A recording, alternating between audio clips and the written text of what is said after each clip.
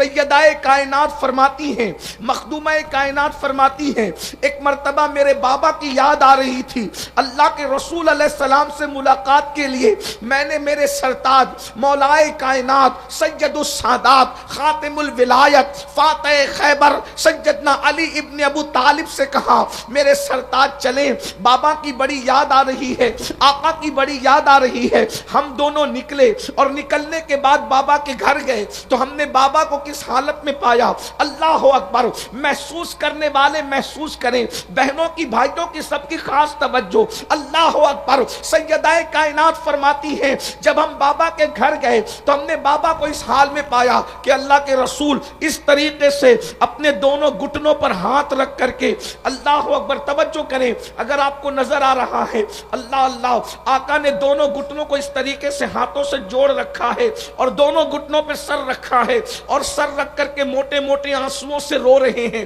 اللہ اکبر!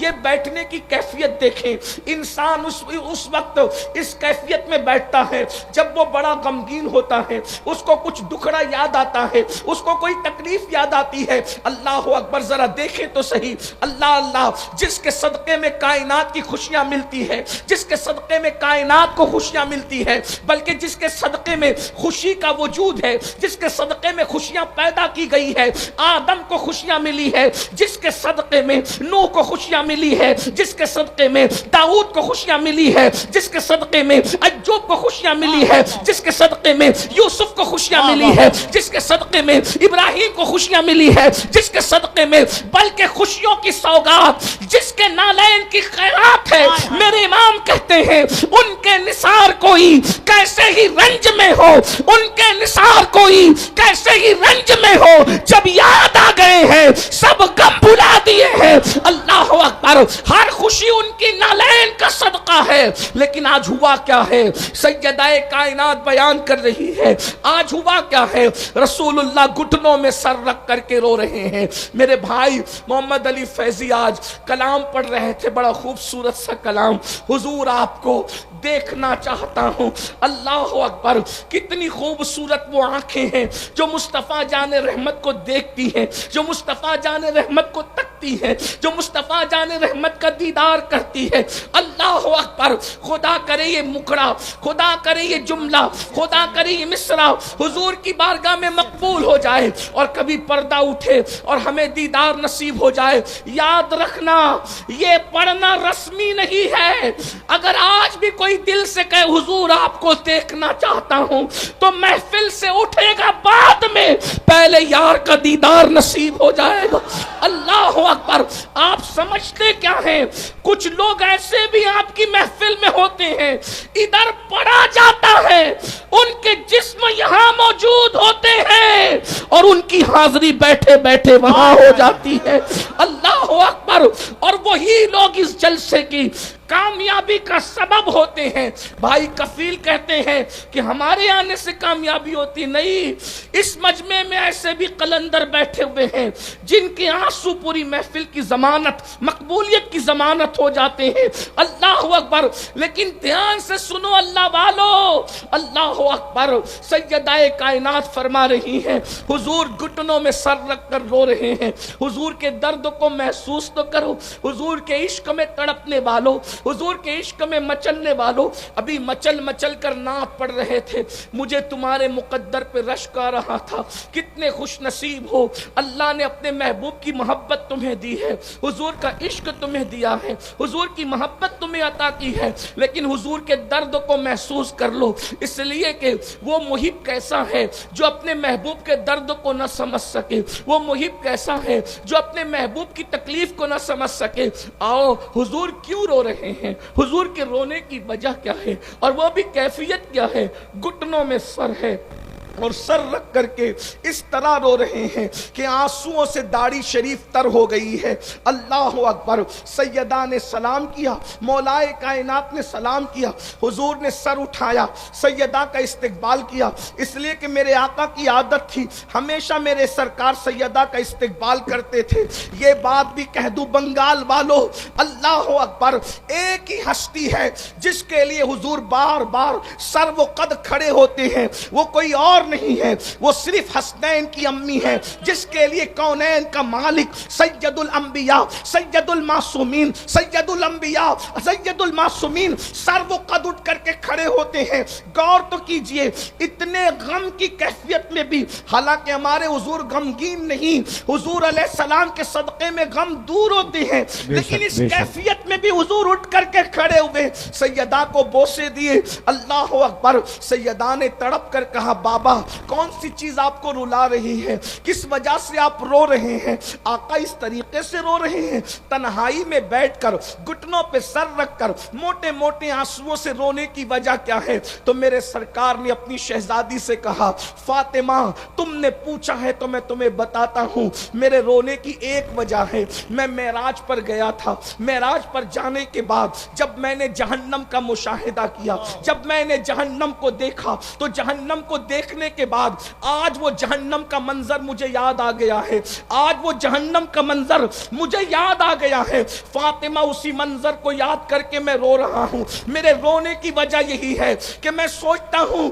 کہ جو عذاب میں نے جہنم کا مشاہدہ کرتے وقت اپنی امت کے حوالے سے دیکھا ہے، میری امت اس کو کیسے سہ سکے گی، میری امت اس کو کیسے برداشت کر سکے گی؟ میں بطور مفہوم یہ بات پڑھ رہا ہوں۔ اللہ اکبر، تمہارے میرے رسول جہنم کے اندر امت پر ہوتے ہوئے عذاب کو دیکھ کر کے رو رہے ہیں۔ میرے بھائیوں، گناہ کر کے قہقہے لگانے والوں، گناہ کر کے ہنسنے والوں، حضور کو جو چیز رلا رہی ہے وہ کیا ہے؟ اب ذرا دھیان سے سنو۔ اللہ اکبر، میرے آقا رو رہے ہیں۔ سیدہ سے کہا میں نے جہنم کا جب مشاہدہ کیا تو میں نے کیا دیکھا؟ اب ذرا آقا فرما رہے ہیں جو مشاہدہ حضور نے کیا، فرما رہے ہیں، فرمایا میں نے جہنم میں کچھ عورتوں کو، پہلے تو فرمایا میں نے سب سے زیادہ جہنم میں جن کو دیکھا وہ دو لوگ ہیں، ایک تو عورتیں ہیں، ایک تو عورتیں ہیں، اور نمبر دو کچھ غریب مرد ہیں، مفلس مرد ہیں۔ اللہ اکبر، اس کی تشریح اگر نہ کروں تو آپ الجھن میں پڑ جائیں گے۔ حضور نے غریب مردوں کو کیوں دیکھا؟ اس لیے کہ غربت کبھی کبھی انسان کو کفر تک لے جاتی ہے، غربت کبھی کبھی انسان کو چاپلوس بناتی ہے، غربت کبھی کبھی انسان کو چوری کرنے پہ مجبور کرتی ہے۔ بنگال والوں، اس لیے میری گزارش ہے غربت سے نکلنے کی کوشش کرو، غربت سے نکلو، مالدار بننے کی کوشش کرو، لیکن مالدار حلال سے بننے کی کوشش کرنا۔ اللہ اکبر، سود کے پیسوں سے مالدار نہیں بننا، چوری کے پیسوں سے مالدار نہیں بننا، لوگوں کا گبن کر کے مالدار نہیں بننا، محنت کر کے مالدار بنو، خوب ترقی کرو۔ اللہ اکبر، یاد رکھیے اللہ اللہ، ستاروں کے آگے جہاں اور بھی ہے ابھی عشق کے امتحان اور بھی ہے، تو شاہی ہے، پرواز ہے کام تیرا، تیرے سامنے آسماں اور بھی ہے۔ میری قوم کے جوانوں یاد رکھنا، جتنے وقت میں موبائل کھیلتے ہو، گیم کھیلتے ہو، اتنا ٹائم بچا کر کاروبار میں لگاؤ۔ اللہ اکبر، لوگوں کا بوجھ اٹھاؤ، لوگوں پہ بوجھ نہ بنو۔ پھر میرے آقا نے ایک بات یہ بھی فرمائی، میں نے جہنم میں سب سے زیادہ مقرر لوگوں کو دیکھا، خطیب لوگوں کو دیکھا،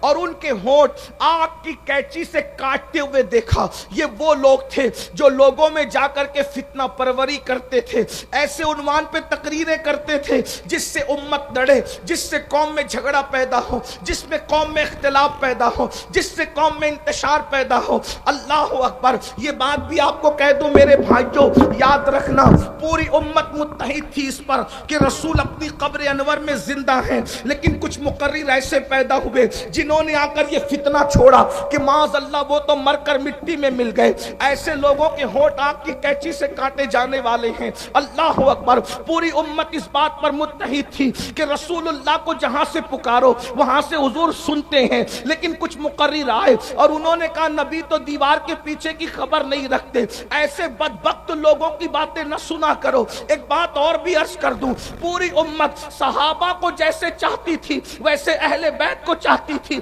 جیسے اہل بیت سے پیار کرتی تھی ویسے صحابہ سے پیار کرتی تھی، لیکن کچھ لوگوں نے فتنہ چھوڑا کہ معاذ اللہ یہ ایسے ہیں اور وہ ویسے ہیں۔ یاد رکھنا صحابہ ہماری ایک آنکھ ہے، اہل بیت ہماری دوسری آنکھ ہے۔ ہم جتنا پیار نبی کی آل سے کرتے ہیں اتنا پیار نبی کے اصحاب سے کرتے ہیں، جتنی عزت نبی کے اصحاب کی کرتے ہیں اتنی اتنی عزت نبی کے اہل البیت کی کرتے ہیں، اس لیے کہ ہمارے یہاں عزت کا معیار کسی کو تولنا نہیں ہے۔ دنیا میں وہ ترازو پیدا نہیں ہوا جو ابو بکر صدیق کو تول سکے یا مولا علی کو تول سکے، اور ترازو میں علی و صدیق کو تولنے والوں، جب نبی کی نالین تولنے کے لیے کوئی ترازو پیدا نہ ہو سکا تو جگر گوش مصطفیٰ فاطمہ الزہرا کی عظمت کو تولنے کے لیے ترازو کہاں سے لایا؟ نعرہ تکبیر، نعرہ رسالت، عظمت صحابہ، عظمت اہل بیت۔ ایسے لوگوں کو نہ بلاؤ، ایسی لوگوں کی محفل میں نہ جاؤ جو تمہارے درمیان آ کر کے فتنہ خوری کرتے ہیں، کیونکہ ان کے ہونٹ بھی آگ کی قینچی سے کاٹے جانے والے ہیں۔ میں نہیں کہہ رہا، حضور علیہ السلام نے فرمایا، اس لیے بڑا احتیاط کا پہلو رکھے اور اپنے بزرگوں کے نقش قدم پر رہے۔ ہمارے بزرگوں نے نہ افراد کیا نہ تفرید کیا۔ جو عظمت رسول اللہ نے اہل البیت کو عطا فرمائی ہے وہ اہل البیت کے پاس ہے، جو صحابہ کو دیے وہ صحابہ کے پاس ہے۔ نبی نے کیا دیا صحابہ اور اہل بیت کو؟ ایک جملے میں کہہ دوں، جو سمجھ سکتے سمجھ جائیں گے، ہمارا عقیدہ اہل سنت کا واضح ہو جائے گا۔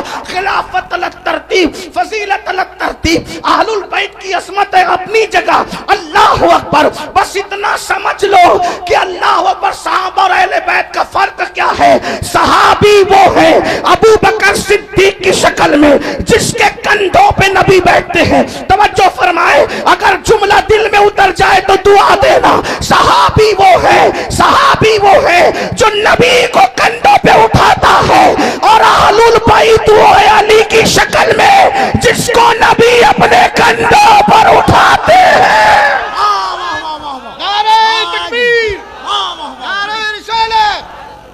جس نے نبی کو اٹھایا ہے وہ بھی بھلایا نہیں جائے گا، جس کو نبی نے اٹھایا ہے وہ بھی بھلایا نہیں جائے گا۔ جو نبی کو گود میں سلائے وہ ابو بکر کا بھی جواب نہیں ہے، اور جو نبی کے بستر پہ سو جائے۔ نعرہ تکبیر، دونوں ہاتھوں کو اٹھا کر نعرہ تکبیر، نعرہ رسالت، ذکر خلیفہ اول، عظمت حضرت ابو بکر، نعرہ حیدری، نعرہ حیدری۔ واہ واہ واہ واہ واہ۔ مولا نے جس کی جو شان تھی اس کو وہ دیا، اب مولوی بیچ میں ٹپ ٹپ کیوں کر رہا ہے؟ میرے تمہارے کرنے سے کیا؟ جس کے جو کندھا بیٹھنے کے قابل تھا اس پہ بیٹھ کر بتایا یہ صدیق افضل البشر، اور جو بٹھانے کے قابل تھا اس کو اٹھا کر بتایا یہ علی۔ جس کی گود میں سونا تھا اس کی گود میں سو گئے، اور جس کو اپنے بستر پر سلانا تھا اس کو اپنے بستر پر سلانا۔ تقسیم ہو گئی۔ آپ اللہ جی آپ کا کوئی کام ہی نہیں، آپ کو کیوں زکام ہے؟ نبی نے جس کو جو دینا تھا دے دیا۔ سب نبی کے لیے کھڑے ہوئے اور نبی سیدہ کے لیے کھڑے ہوئے۔ لوگ نبی کے لیے ممبر چھوڑتے ہیں، نبی حسنین کریمین کے لیے ممبر چھوڑتے ہیں۔ جس کو جو دینا تھا دے دیا۔ فضیلت الگ ترتیب، خلافت الگ ترتیب۔ یہ بس ہمارا آج ہم عقیدے کے فیصلے کریں گے۔ عقیدے کے فیصلے تو 1450 سال پہلے ہو گئے۔ جس کو 14ویں صدی میں امام نے کہا تیرے غلاموں کا نقش قدم راہ خدا، وہ کیا بہک سکے جو یہ سراغ لے کے چلے، اور جنا بنے گی محبان چار یار کی قوم۔ ہم ایک دو کو نہیں مانتے، ہم تو نبی کے چاروں یاروں کو مانتے ہیں، اور چاروں یار کو نہیں بلکہ نبی کے سب یاروں کو مانتے ہیں۔ اور جو چار یاروں کو مانتا ہے اس کی قبر، وہ جنت میں جائے گا تب جائے گا، لیکن اس کی قبر بھی جنت بنے گی، اس کی قبر بھی جنت بنے گی۔ ایک جملے پر میں بنگال والوں کو نہیں کہوں گا کہ بولو سبحان اللہ، یہ جملہ اتنا قیمتی ہے کہ سنی کی قبر جنت بنے گی، اس پر اگر سنی نہ بولے گا تو کون بولے گا؟ ہماری قبر جنت کے باغوں میں سے باغ بنے گی انشاءاللہ۔ امام کہتے جنا بنے گی محبان چار یار کی قبر جو اپنے سینوں میں یہ چار باغ لے کے چلے. تو حضور علیہ السلام نے بہت کچھ دیکھا، لیکن جو دیکھا میں آپ کے سامنے پیش کر رہا ہوں. آقا فرماتے ہیں میں نے دیکھا جہنم کے اندر عورتیں کثرت سے ہیں، غریب مرد ہیں، مقرر لوگ ہیں، علم والے لوگ ہیں جو عمل نہیں کرتے تھے، جن کے بارے میں قرآن کہتا ہے لما تقولون ما لا تفعلون. اس سے زیادہ میں کیا کہوں. اللہ اکبر. پوری رات لوگوں کو کہا نماز پڑھو، فجر میں خود سو رہا ہے، ہونٹ کینچی سے کٹنے ہیں. اللہ اکبر. خدا اپنی پناہ میں رکھے. لوگ کہتے ہیں بہت آسان ہے مقرر ہونا. میں نے کہا بہت مشکل ہے مقرر ہونا، اس لیے کہ اللہ اکبر پبلک والا مقرر ہونا آسان ہے، اللہ والا مقرر ہونا بہت مشکل ہے. اور اللہ ہمیں اللہ والا بنائے، اس لیے کہ یہ دنیا ہے، یہ دنیا تو بھول جاتی ہے. 4 مہینے اگر مقرر صاحب بیمار رہے لوگ اس کا نام بھی بھول جاتے ہیں. یہ دنیا اتنی بے وفا ہے، جو اللہ کو بھول جائے اس نے مقرر کو کب یاد رکھنا ہے. جو قوم اللہ کو بھول رہی ہے وہ مقرر کو کب یاد رکھنا ہے. جو قوم اللہ کو بھول رہی ہے وہ پیر کو کب یاد رکھنا ہے. جو قوم اللہ کو بھول رہی ہے وہ ناطقہ کو کب یاد رکھنا. اس لیے ہمیں چاہیے کہ ان کی فکر کرنے کی بجائے اس کی فکر کرے، یار کو راضی کر لے. جو پیا کو بھائے اختر وہ سہانا راگ ہے، جو پیا کو بھائے اختر وہ سہانا راگ ہے. جس سے ناخوش ہے پیا وہ راگنی اچھی نہیں. اور آپ کو بھی کہتا ہوں اللہ کو راضی کرنے کی کوشش کرو، اس لیے کہ دنیا نے بھول جانا. یار راضی ہے تو سکون سے سوئیں گے، کوئی آئے یا نہ آئے قبر جنت کے باغوں میں سے باغ بنے گی. اور ایک بات بتاؤں، کوئی آئے یا نہ آئے، جس کے عشق میں وفا کیا تھا وہ مصطفیٰ جان رحمت ضرور تشریف لائیں گے.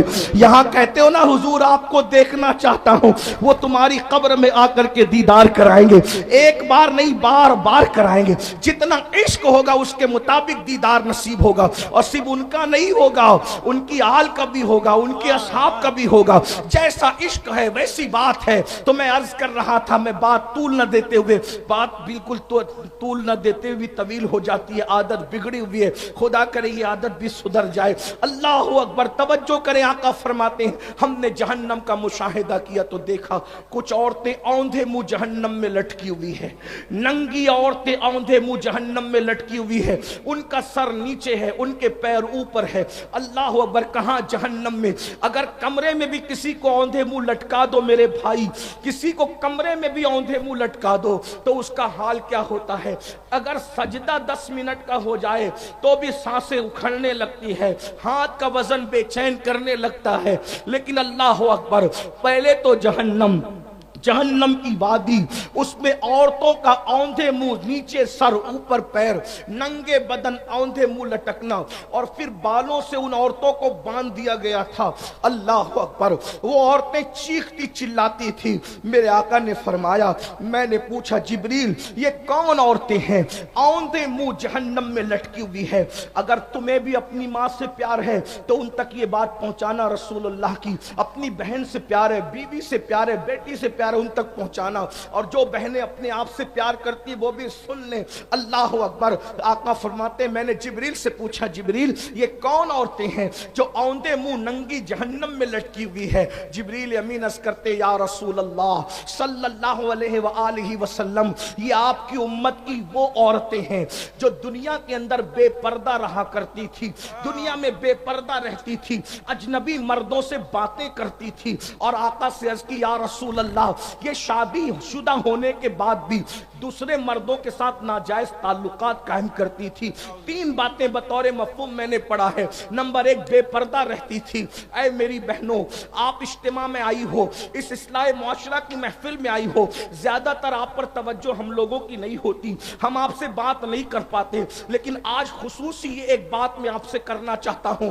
خدا کے لیے اپنے آپ سے پیار کر لو. جہنم میں عورتیں اس لیے جائے گی کہ انہوں نے پردہ نہیں کیا ہوگا، وہ بے پردہ रहती होगी। एक बात आपको बताऊं मेरी बहनों, किसी मर्द के सामने आपको बेपर्दा जाने की इजाजत नहीं है। आपका जो महरम है, भाई है, बाप है, यानी जो आपके रिश्तेदार हैं, हकीकी रिश्तेदार, उनके सामने तो आप चेहरा खोल सकती है। बाकी आपका देवर, देवर से भी पर्दा करना फर्ज है, ससुर उससे भी पर्दा करना फर्ज है, जेठ उससे भी पर्दा करना फर्ज है।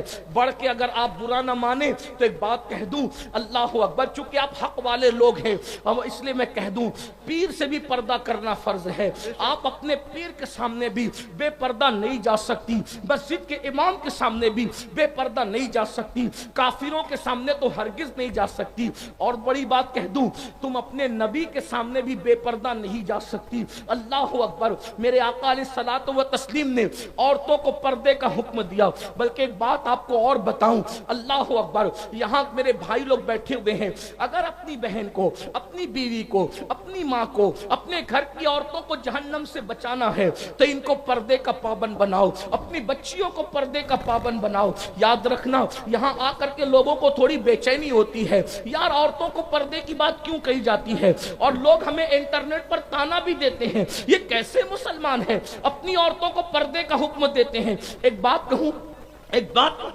हमारे यहाँ औरतों के लिए पर्दे का हुक्म इसलिए है कि हम औरत को जितनी शक्लों में जानते हैं उसकी हर शक्ल जन्नत है। यानी वो पैदा हो तो बेटी की शक्ल में है तो वो माँ बाप के लिए जन्नत है, वो जवान होकर के शौहर वाली हो जाए, नेक बीवी शौहर के लिए जन्नत है, वो माँ बन जाए तो माँ बनने के बाद उसके कदमों में जन्नत सिमट आती है। फरमाया अल जन्नतो तहता अक़दामिल उम्महातिकुम, कि जन्नत तुम्हारी माओं के कदमों के नीचे है। और याद रखना, जन्नत जो है वो बताने की चीज नहीं है, जन्नत छुपाने की चीज है। जन्नत को जन्नत इसीलिए कहते हैं कि वो छुपा दी गई है, जिन को जिन इसलिए कहते हैं कि वो छुपी हुई मखलूक है। जिन और जन्नत का मादा एक ही है, तो जो जन्नत होगी वो छुपी हुई होगी।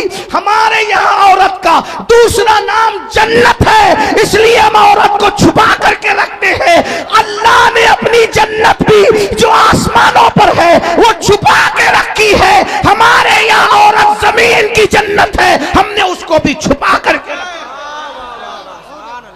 दुनिया दिखाई जाती है, जन्नत नहीं दिखाई जाती, जन्नत छुपी हुई। जन्नत को जन्नत इसीलिए कहते हैं, अहले इल्म जानते हैं, जन्नत को जन्नत इसीलिए कहते हैं कि वो छुपी हुई है। सुनो मेरी बहनों, आजकल तो औरतें किसी के भी साथ बैठती है, किसी भी के भी सामने बेपर्दा जाती है। याद रखना, ये भोलापन छोड़ो, पर्दे के पाबंद बनो। देवर से भी पर्दा, जेठ से भी पर्दा, खालाजाद भाई से भी पर्दा, चचाजाद भाई से भी पर्दा, मामूजाद भाई से भी, सबसे पर्दा करो। एक मर्तबा किसी ने पूछा, इमाम इब्नुल जौजी इस हदीस को लाए हैं, तवज्जो से सुन। पूछा, या रसूल अल्लाह, क्या कोई औरत किसी अजनबी मर्द के साथ कहीं बैठ सकती है? किसी अजनबी मर्द के साथ कहीं बैठ सकती है? आका ने फरमाया नहीं, कोई औरत अकेले किसी मर्द के साथ नहीं बैठ सकती। तो पूछने वाले ने पूछा, या रसूल अल्लाह, अगर वो औरत नेक हो और जिसके साथ बैठे वो मर्द भी नेक हो, दोनों नेक हो, तो दोनों नेक लोग एक के साथ बैठ सकते दूसरे के साथ? अब आका का जवाब सुनो। आका फरमाते हैं, अगर कोई औरत मरियम की तरह नेक हो, जुमले पे तवज्जो करें, हुजूर की हदीस। लोग कहते हैं मुझे मेरी बेटी पे बड़ा फक्र है। तेरी बेटी मरियम है? कौन है तेरी बेटी? मेरे भाई, मुझे मेरी बेटे बीवी पे बड़ा एतमाद है। क्या है तेरी बीवी? मरियम है? अस्तगफिरुल्लाह। सुनो, जिसकी शान में कुरान की 3-3 सूरतें बयान हो रही है, वो सैयदा मरियम, हजरत ईसा की अम्मी। आका फरमाते हैं, अगर मरियम की तरह नेक औरत हो और याहया की तरह नेक मर्द हो और दोनों अकेले बैठना चाहे तो मैं दोनों को अकेले बैठने की इजाजत नहीं दे सकता। है कोई याहया जैसा नेक मर्द? ہے کوئی مریم جیسی نیک عورت؟ جب ان کو اکیلے بیٹھنے کی اجازت نہیں ہے تو یاد رکھنا بیٹیوں، اگر اپنے آپ کو جہنم سے بچانا ہے پردے کی پابندی کرو۔ ابھی آپ لوگ اہل البیت کی بات پہ بڑا ناز کرتے ہو، کرنا بھی چاہیے، لیکن میں سوچتا ہوں یا اللہ سیدہ فاطمہ کا ذکر کتنا سنتے ہو، کتنا سنتے ہو، کتنا سنتے ہو، مچلتے ہو اپنے آپ کو ان کا غلام کہتے ہو، ان کی کنیز کہتے ہو، لیکن کیا یہ بھول گئے سیدہ پاک سیدہ فاطمہ الزہرا نے اپنے بچوں سے بھی اپنے سر کے بالوں کو چھپایا؟ ایک دن کسی نے امام حسن یا امام حسین سے کہا تھا، حضرت امام حسین کی بات مجھے یاد آتی ہے، حسین تیری ماں بہت نیک تھی، توجہ کرنا، تیری ماں بہت نیک تھی۔ امام حسین کی آنکھوں میں آنسو تھے، کہا تو نے سچ کہا، میری ماں کے وصال کے وقت میں صرف 7 سال کا بچہ تھا، لیکن اس عمر میں بھی میں نے اپنی ماں کے سر کے بالوں کو کبھی نہیں دیکھا۔ 7 سال کا بچہ ہے بیٹا، کہتے ہیں کہ میں نے اس عمر میں بھی اپنی ماں کے سر کے بالوں کو نہیں دیکھا۔ یہ ہوتا ہے پردہ۔ اللہ اکبر۔ پھر میرے آقا صلی اللہ علیہ وآلہ وسلم کی کنیزوں، آج یہ بھی ہو رہا ہے کہ لڑکیاں اجنبی مردوں سے تعلق بنائیں، استغفر اللہ۔ یہاں کی لڑکیاں ایسے نہیں ہیں، بڑے شہروں میں ایسا ہوتا ہے فلموں کی وجہ سے، سیریلوں کی وجہ سے، لیکن ویکسین کے طور پہ یہ بات میں کہہ رہا ہوں، ٹیکہ لگاتے نا بیماری سے پہلے، اس کے طور پہ کہہ رہا ہوں، اگر یہ دنیا کے اندر عورتیں پاک دامن ہو جائیں، کسی مرد کی مجال نہیں ہے کہ وہ کسی عورت پر ڈورے ڈالے، کسی عورت کو بہکائے۔ عورتیں پھسل رہی ہے، اسی لیے مرد جو ہے وہ ناجائز تعلقات میں قائم ہو رہے ہیں۔ اور لڑکوں کو بھی کہہ دوں، 16 17 سال کی عمر میں لڑکیوں سے ناجائز دوستی کر کے زنا کے اڈوں پر جانے والوں، زنا کرنے والوں، بدکاری کرنے والوں، سن لو، یہاں تک فرمایا گیا ہر گناہ کی سزا مرنے کے بعد ملتی ہے، ہر گناہ کی سزا مرنے کے بعد ملتی ہے۔ زنا اور ماں باپ کی نافرمانی 2 ایسے گناہ ہیں جس کی سزا دنیا ہی میں ملتی ہے۔ ماں باپ کا غدار جب تک دنیا میں ذلیل نہیں ہوگا اس وقت تک موت نہیں آئے گی، اور زانی جب تک دنیا میں ذلیل نہیں ہوگا اس وقت تک اس کو موت نہیں آئے گی۔ بزرگوں نے یہاں تک فرمایا جو دنیا میں زنا کرتا ہے اس کی نسلوں تک اللہ عذاب کو باقی رکھتا ہے، اس کی نسلیں تڑپائی جاتی ہے، اس کی نسلیں سسکیاں لیتی ہے، بلکہ یہاں تک بزرگوں نے فرمایا زانیوں کی نسل میں اندھے، لنگڑے، لولے، عیبی اولاد پیدا کی جاتی ہے تاکہ ان کو تڑپایا جائے۔ حالانکہ ہر زانی جس کے گھر میں لنگڑی لولی اولاد پیدا ہو اس کو زانی مت سمجھنا، اس پہ شک نہیں کرنا، کیونکہ 98% لوگوں کے گھر میں بطور سزا اولاد عیبی پیدا ہوتی ہے، اور 2% لوگوں کے گھر میں بطور امتحان پیدا ہوتی ہے۔ وہ فیصلہ میں اور آپ نہیں کر سکتے۔ اس لیے میرے بھائیوں، گندی فلمیں دیکھ کر، گندی پکچریں دیکھ کر اپنے آپ کو بدکاری کی طرف نہ لے جاؤ۔ اللہ کے رسول صلی اللہ علیہ وآلہ وسلم کے فرمان کا مفہوم ہے پوری امت کو جتنا عذاب ہوگا اس کا آدھا عذاب زنا کرنے والوں کو ہوگا جو شادی شدہ عورتوں کے ساتھ زنا کرتے ہوں گے۔ میرے آقا علیہ الصلوۃ والتسلیم فرماتے ہیں جہنم کی آگ کا بنا ہوا کرتا زانیوں کو پہنایا جائے گا، جہنم کی آگ کا بنا ہوا کرتا زانیوں کو پہنایا جائے گا 2 لمحے کی لذت کے لیے، 2 منٹ کی لذت کے لیے۔ اللہ اکبر، کتنا دردناک عذاب ہے۔ کاش لوگ توبہ کرتے، کاش لوگ استغفار کرتے۔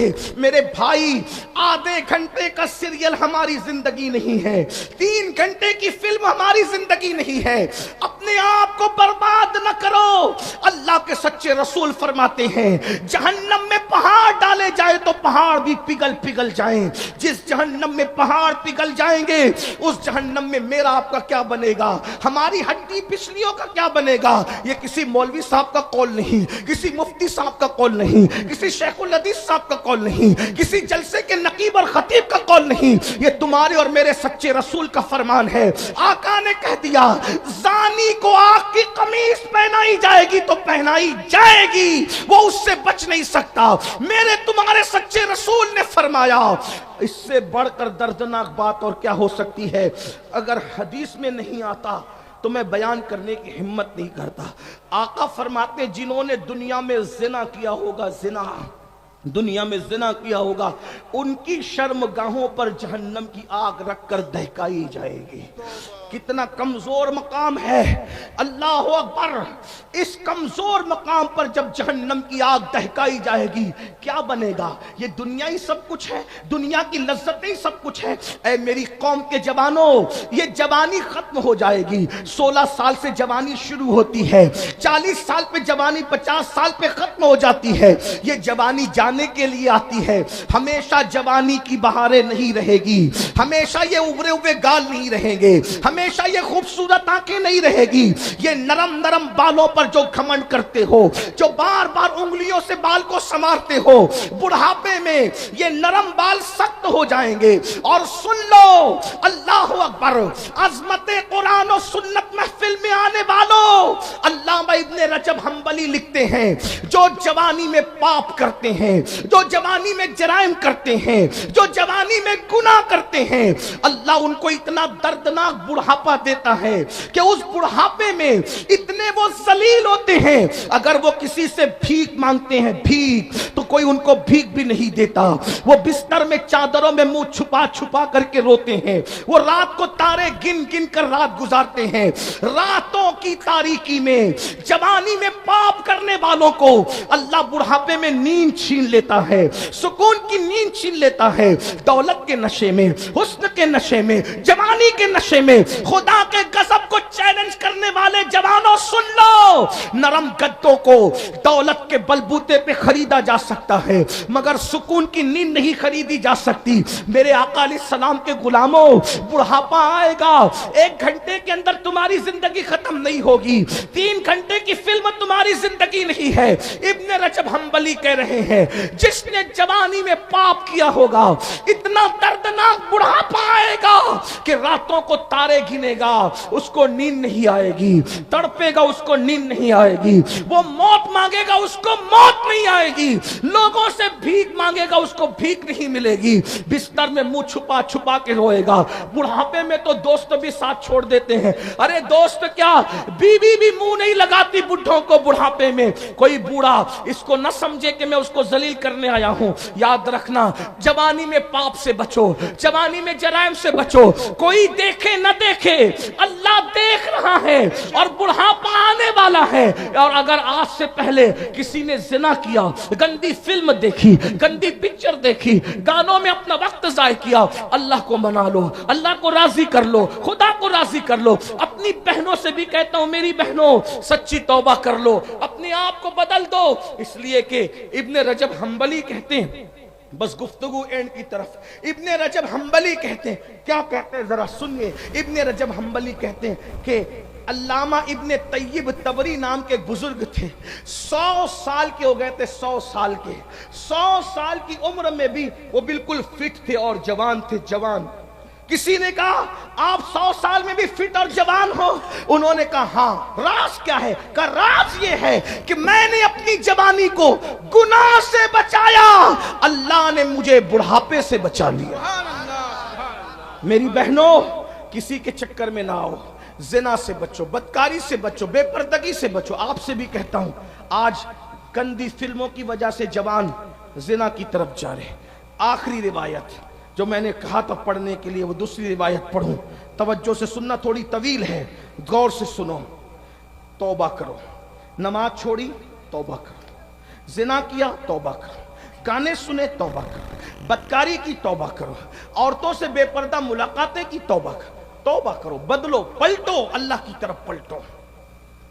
اللہ پاک کی بارگاہ میں جو توبہ کرے اللہ اس کو معاف کرتا ہے.